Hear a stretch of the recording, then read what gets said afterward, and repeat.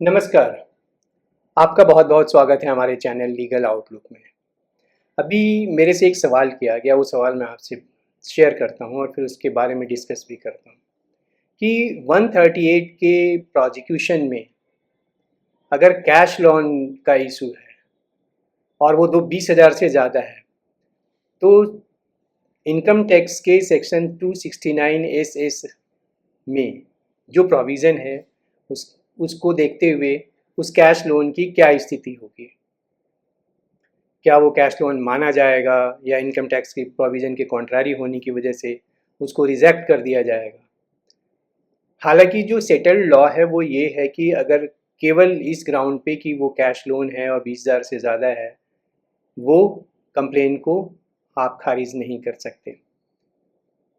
इस मुद्दे की शुरुआत होती है 2008 में। एक जजमेंट आता है जस्टिस एस बी सिन्हा का सुप्रीम कोर्ट में डिवीज़न बेंच का।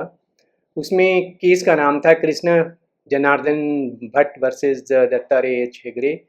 ये 11 जनवरी 2008 का ऑर्डर है और इसमें जस्टिस एस बी सिन्हा ने डिस्कस करते हुए ये कहा कि अगर कैश ट्रांजैक्शन है तो उसमें उसको लेकर थोड़ा एक डिसबिलीफ, अविश्वास वैसे ही होता है।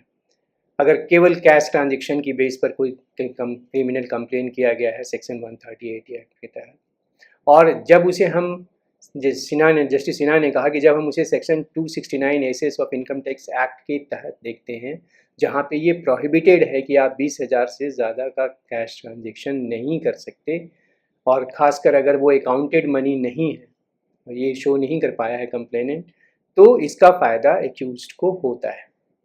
लेकिन ये जो प्रपोजिशन था उस केस में जो दिया गया, ये ज़्यादा दिन तक चला नहीं। इसको आगे सुप्रीम कोर्ट ने क्या कहा, इसको अभी बताता हूँ मैं। उसके पहले ये बताऊँ कि मैंने 138 नेगोशिएबल इंस्ट्रूमेंट एक्ट से रिलेटेड एक वीडियो बनाया था जो प्रोबेबल डिफेंस की बात करता है।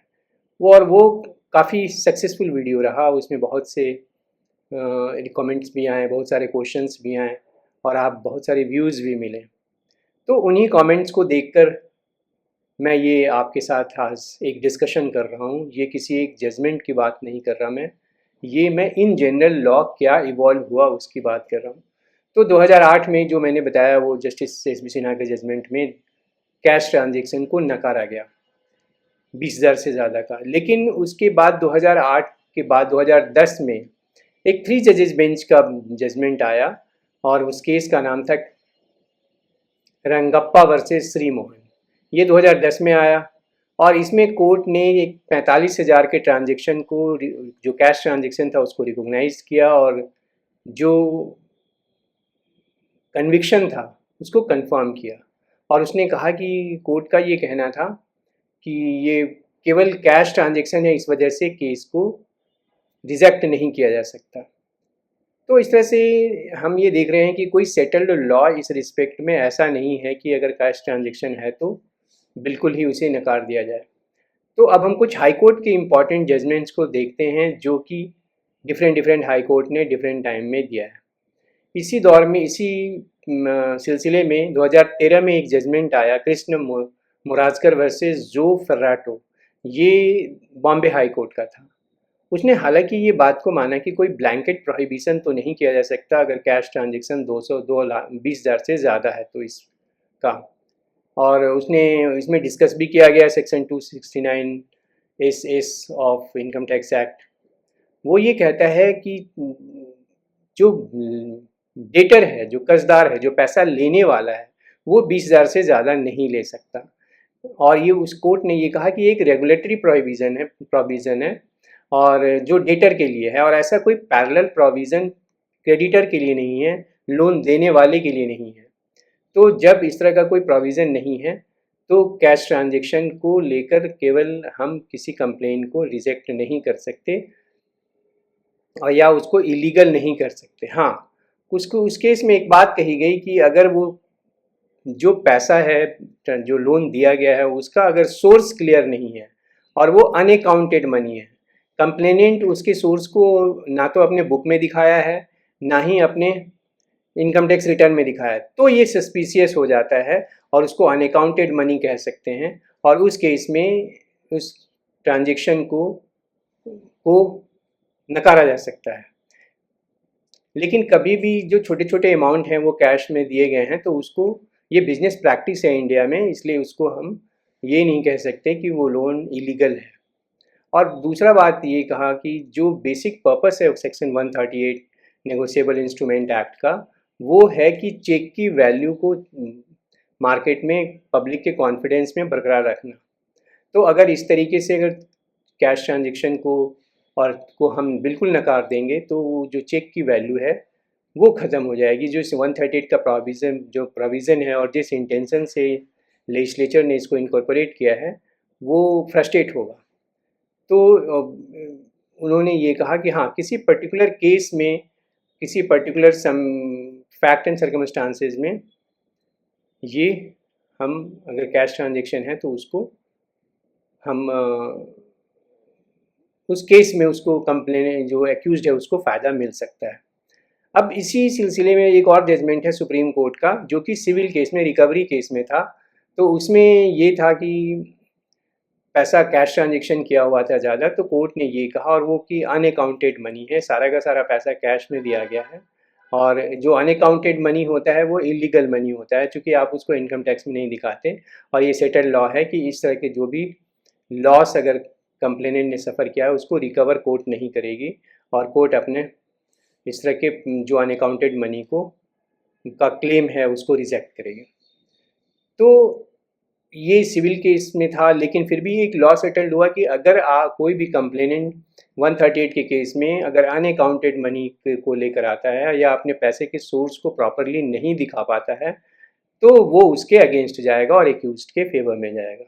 इसी क्रम में एक दिल्ली हाई कोर्ट की जजमेंट है, देवेंद्र कुमार वर्सेस खेमचंद, ये 2015 की जजमेंट है, जस्टिस आशुतोष कुमार थे, उन्होंने डील किया था, और उसमें 138 के केस में ही था, चेक डिसऑनर केस में था। उसमें उन्होंने क्लियरली कहा कि अगर जो ट्रांजेक्शन है वो कैश है और उसको ना तो बुक में दिखाया गया है और ना ही इनकम टैक्स रिटर्न में दिखाया गया है, तो इसका एक एडवर्स इन्फरेंस निकाला जाएगा और उसके लोन अमाउंट को डाउटफुल करके जो एक्यूज था उसको एक्विट कर दिया था। तो इसी सिलसिले में इसी तरीके से एक और दिल्ली हाई कोर्ट का जजमेंट है कुलविंदर सिंह वर्सेस कफील अहमद। इस केस में भी लोन ट्रांजैक्शन था और जो अमाउंट था वो 9,30,000 था। तो कोर्ट ने कहा कि इतने बड़े अमाउंट का अगर कैश ट्रांजैक्शन है और उसकी कोई एंट्री नहीं है कहीं बुक में या इनकम टैक्स के रिटर्न में, तो ये डाउटफुल है, और उसका भी फ़ायदा वहाँ पे एक्यूज्ड को हुआ था और उसको एक्विट कर दिया गया था।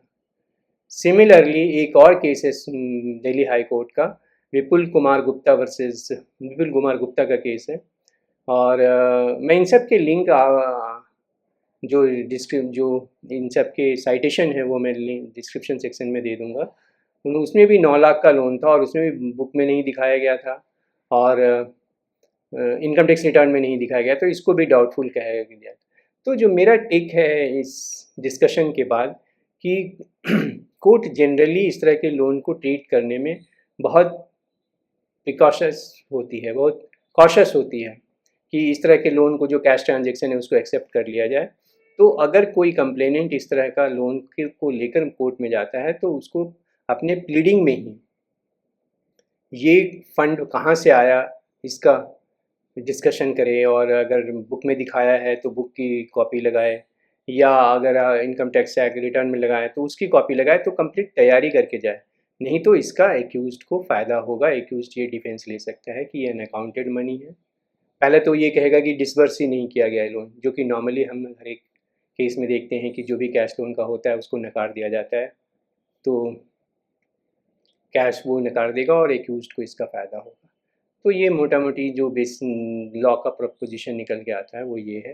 होप आपको ये इशू की जो लीगल अंडरस्टैंडिंग है वो क्लियर हो गई होगी और इसका फ़ायदा होगा। अगर आप एडवोकेट हैं तो आप इन जजमेंट्स के सहारे अपने केस को और प्रॉपरली आर्ग्यू कर सकते हैं, और अगर आप एक नॉन एडवोकेट हैं तो आपकी बेसिक अंडरस्टैंडिंग लॉ को लेकर बड़ी होगी।